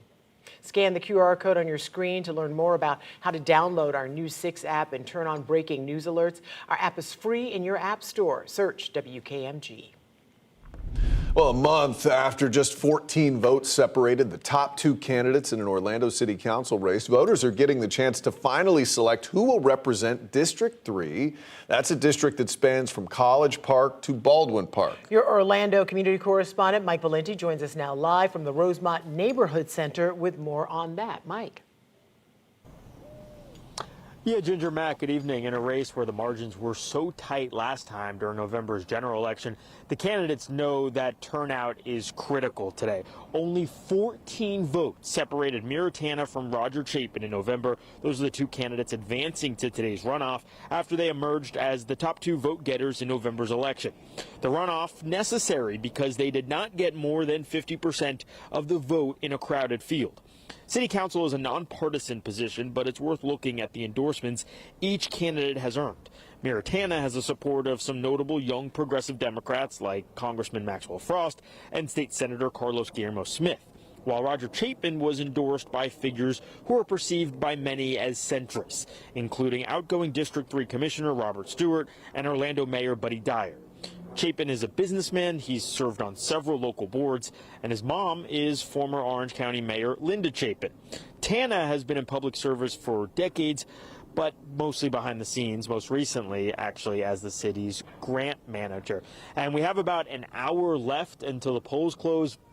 And you can tell that the candidates are not taking any votes for granted. I'll step out of the way so you can see Miritana actually just several feet from us in a folding chair, waving to people as they go by. She is far enough away back, maintaining the appropriate distance, so she's not engaging in illegal electioneering. This is dictated by state statute. We also saw Roger Chapin here, so they're going down to the last minute to try to meet voters as they come to Rosemont. But again, polls close at 7 o'clock. We will keep you updated on air and online on clickorlando.com with the very latest. For now, we're live in Rosemont. I'm your Orlando community correspondent, Mike Valenti, News 6. All right, Mike, thank you for that live report. Again, as Mike mentioned, you have less than an hour. Polls close at 7 o'clock. You can get results tonight on this race on clickorlando.com. There are serious concerns tonight about where an energy company wants to build a new gas plant that would fuel operations at the world's busiest cruise port. But the proposed site is not at Port Canaveral. It's next to one of Merritt Island's largest neighborhoods. Your Merritt Island community correspondent James Barbero speaks to neighbors about it. Would you like to live near a liquefied natural gas plant? Port Canaveral just reclaimed the title as the world's busiest cruise port. And to power all those big ships, the port needs more LNG. However, just like the port is challenged with space for new terminals, it's also challenged with where to put a plant. The port, though, does have some land west of the port. It's here on the Barge Canal in Merritt Island. The controversy, though, is that plant would be across the 528 from hundreds of homes. Vince Cipineri lives on Potomac Drive. Vince, do you think it sounds like a good idea to put a plant just beyond the walls of your neighborhood? It's roughly probably 2,000 feet away from us as the crow flies. So yeah, I am worried about it. If it blows up, I have no idea what's going to happen to us. So yeah, there's a lot of concerns. And one is we don't even know about it yet till you knocked on my door.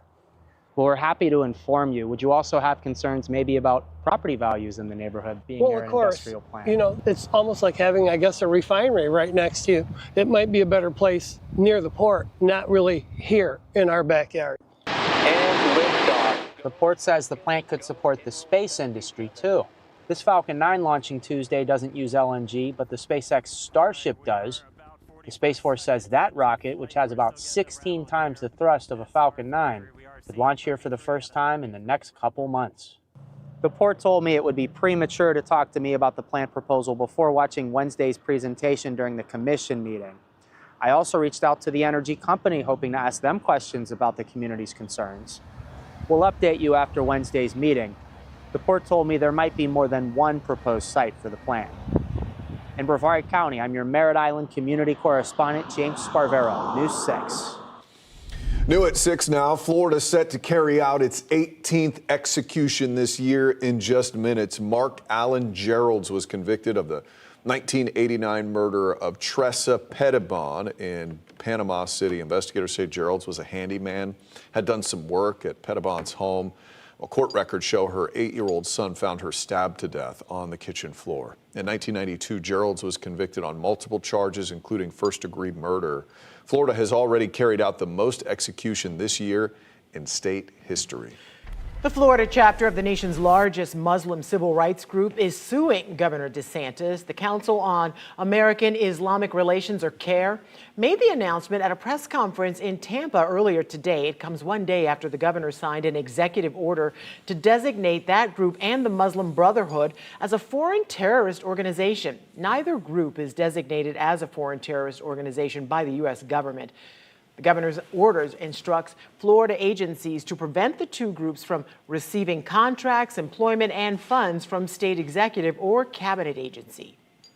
We have seen this playbook being used against minority groups, the Irish, the Italian Americans, even the Jewish Americans in the past, Native Americans, because when groups become powerful enough to stand up against injustice, and when the masses of the people start to sense this injustice and stand up and speak out against it, the politicians have nothing left to do but to attack based on false, baseless conspiracy theories, and that's exactly what's happening right now with CAIR Florida. At a press conference in Miami today, the governor responded to the lawsuit. He says he welcomes it because it would allow the state to dig further into CAIR's financial records as part of the discovery process. Well, the city of Clermont and Lake County are at an impasse over ambulance services. Clermont says it needs more ambulance to lower response times. And now the Clermont Fire Department is taking steps toward becoming an independent agency. Your Lake County community correspondent, Emily McLeod, breaks down the discussion between the city and the county.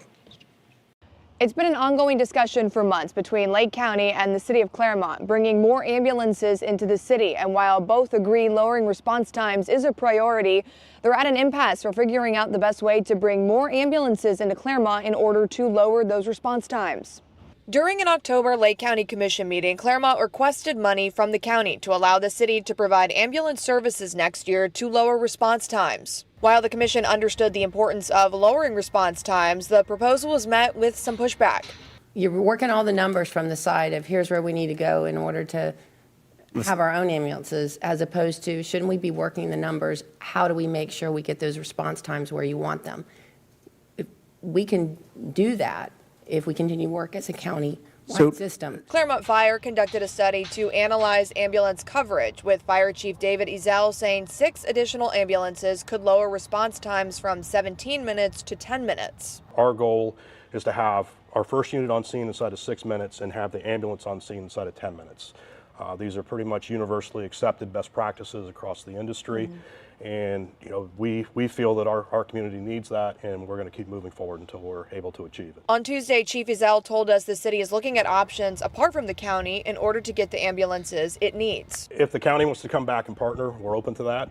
If they're not, then we're going to keep moving forward with becoming an independent agency. According to this November 14th letter to the city of Clermont from Lake County Commissioner Leslie Campione, 2 ambulances are scheduled to go into service in Clermont by April 2026. Campione also outlines her concerns over Clermont separating from the countywide system. The letter states the move would likely not provide cost savings, lower response times, and improve efficiency. Clermont Fire Union President Tom Bennett says if Clermont goes in this direction, it's an opportunity for growth within the department. It's opportunity for us to provide a higher level of service.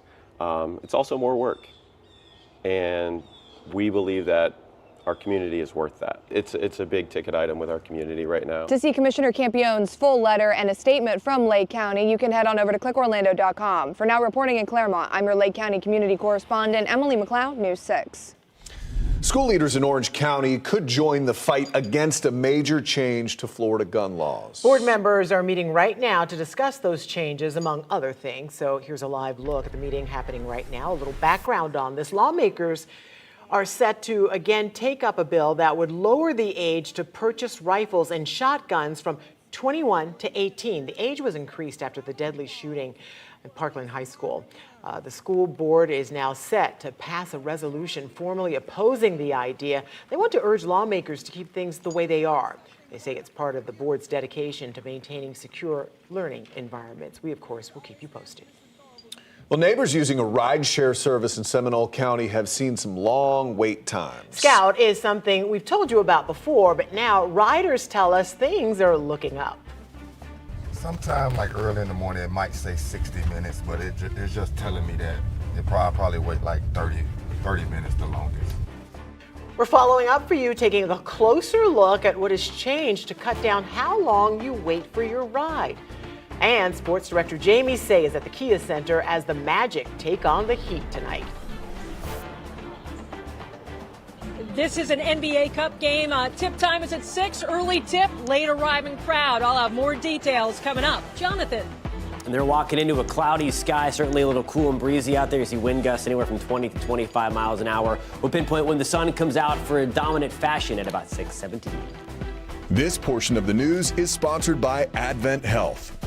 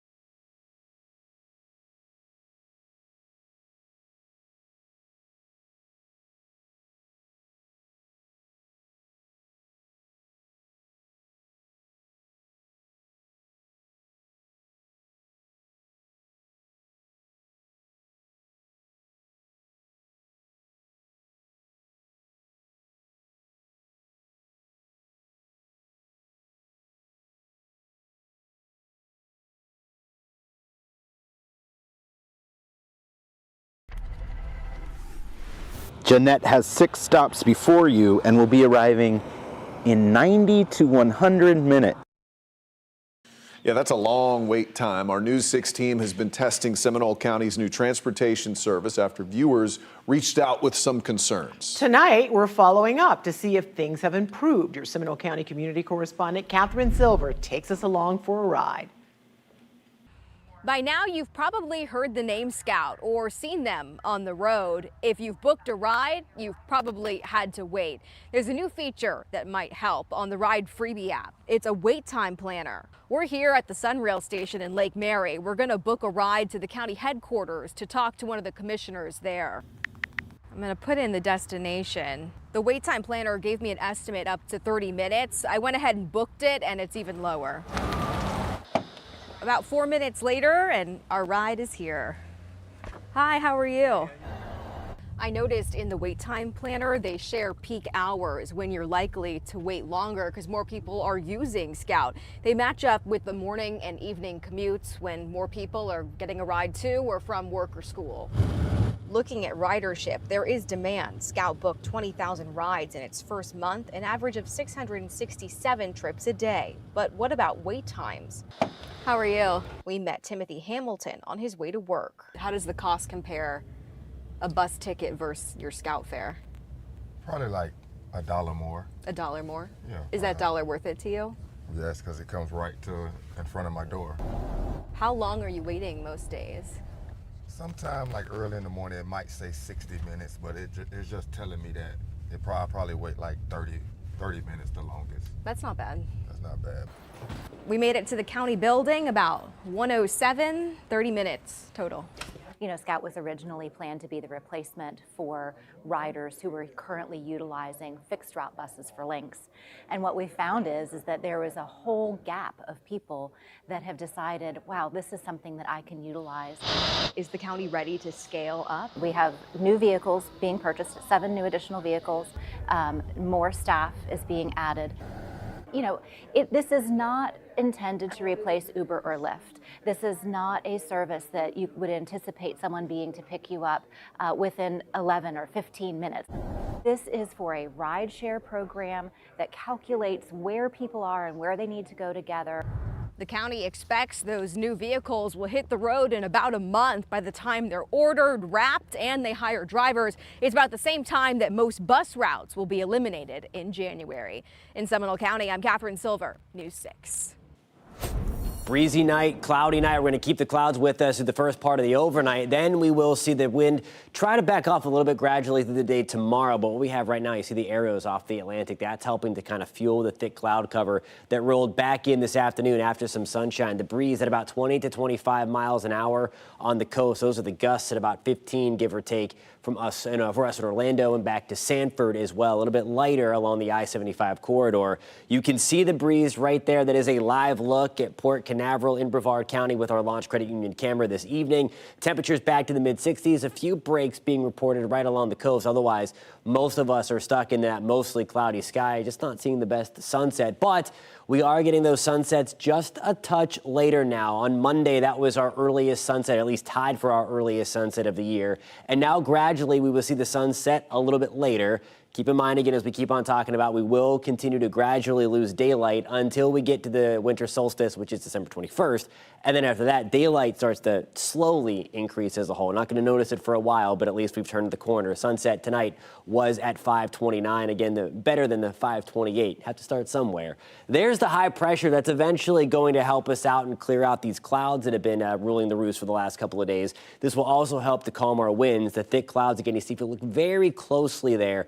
That's where the line is, just at about at Palm Coast up into St. Augustine and then further south closer to Lake Okeechobee. So a lot of the Florida Peninsula is stuck in the clouds tonight as we remain on the cooler side with the core of this round of cold way up to our north and east. You see Charlotte hanging around the freezing mark tonight. Atlanta's in the 40s, Jacksonville around 50. Some of that cooler air continues to trickle down the Florida Peninsula, and it will be another cool start tomorrow as well as we make some subtle ups and downs. I don't see anything too crazy over the next 7 to 10 days in terms of these big blasts of cooler air, but some cool air slides back in. We're going to keep things into the lower 70s through Friday. By Sunday, we're going to jump back into the mid 70s. And then here comes our next round of cooler air. This is on the early side of next week, where we're going to have a significant side, 3 days at least, into the mid to upper 60s before I think we warm things up on our way back into Christmas week. I do think we will start a warming trend. Now here's a look at your forecast.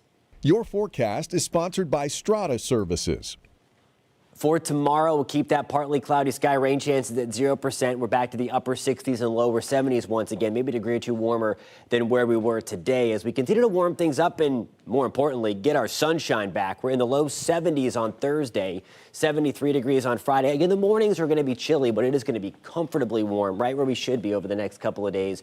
And then as we get into the weekend, pretty much perfect. 72 on Saturday, mid-70s on Sunday, guys. Looking good. All right. Thank you, Jonathan. Well, the Magic are hoping to drink from the NBA Cup. Yeah, they have some games to win first, though. Sports Director Jamie Say is live outside the Kia Center. Jamie.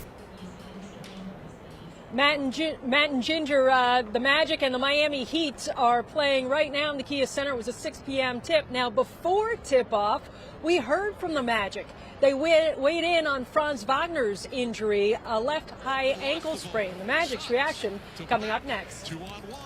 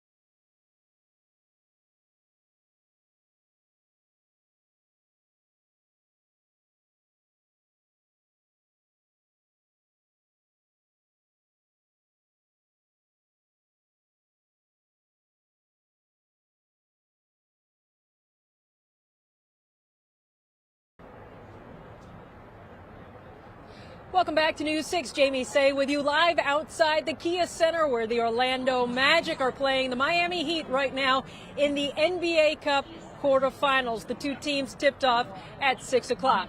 More on the stakes of this game coming up in a moment. But first, let's talk Franz Wagner. He was diagnosed with a left high ankle sprain yesterday, and he's out indefinitely. And that feels like good news, because the Magic and fans were fearing the injury could have been much worse when they saw it all unfold Sunday against the Knicks. We heard from the Magic this afternoon before tonight's game about the injury update. It's a blessing that it wasn't, what we thought it was as it looked. And so, obviously you don't want anybody to be out.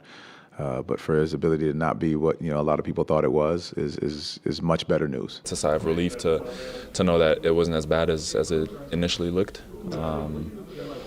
And yeah, we're wishing for a speedy recovery, and we just got to hold it down while he's out. It's our brother, so we gotta hold this for him. He has been doing amazing. He has been winning games and helping us so much. I think we have a little bit of kind of give it back to him and keep this thing going. Yeah, Franz has had a great start to the season. The Magic say his return to the court depends on how he responds to treatment. Wagner was terrific the last time the Magic played the Miami Heat. He scored 32 points against them on Saturday night. So tonight, Orlando has to beat Miami without him. The NBA Cup quarterfinal tipped off at 6. Magic have been all business in this tournament. Here's what they had to say before tonight's tip-off. It's a lot. I mean, for all the questions asked about the Cup, the guys want to win. They want to get to Vegas. They want the money. They want to have the bragging rights throughout the year. That's a big thing. And no other way to put it. Like, that's how I think each team that's in it looks at it. It could be a tournament-type atmosphere in the Big Apple tonight. The defending national champion Gator basketball team takes on 5th-ranked UConn at 9 o'clock inside Madison Square Garden in the Jimmy V Classic. You may remember Florida beat Connecticut last spring in the second round of the NCAA tournament. I'll have Magic Heat highlights and Florida Gator UConn highlights tonight at 11. Live outside the Kia Center in downtown Orlando, I'm Jamie Say, News 6. Matt and Ginger, back to you. All right, Jamie, and you can tell it's a little bit breezy out there. You can see her hair blowing in the There has been a change, and it looks like a pretty great 7 days. I think so. Once we clear this setup with the clouds, it's going to be fantastic. I think starting really on Thursday and then going forward into the weekend, going to look fantastic. There it is, low to mid 70s. Once we get toward Thursday, a little more clouds as we end the weekend, but it's also going to be a touch warmer into the mid to upper 70s, guys. All right, Jonathan, thank you. Interesting stuff. Jonathan Kagas, thank you. More coming up at 9 o'clock. We'll have your news on clickorlando.com and the News 6 Plus streaming app. It's always free to download on your smart TV. Just search our app store. Have a good night, everybody.